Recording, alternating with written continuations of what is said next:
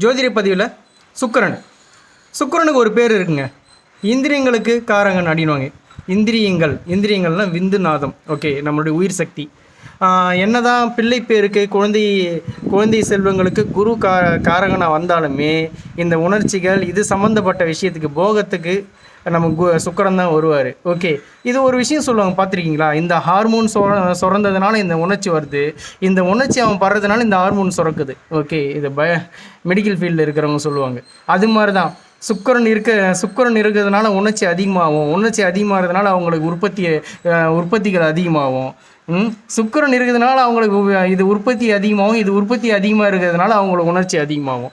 இந்த வீட்லேயே ஆத்தரைஸ்டாக 2 பொண்டாட்டி 3 பொண்டாட்டி கட்டி வச்சுட்டு அதுக்கு மேலேயும் ஊர் மேய போகிறவங்கலாம் ஒரு சில பேர் நீங்கள் பார்த்துருப்பீங்க, பெரிய மனுஷன்ற போர்வையில். இவங்களுக்குலாம் இந்த சுக்கிரன் தான். அதே நம்ம ஊர் 5 விஷயம் ப்ளே பாய்னு ஒரு சில பேர் சொல்கிறோமே, இந்த சுக்கிரன் தான் உருவாக்குது.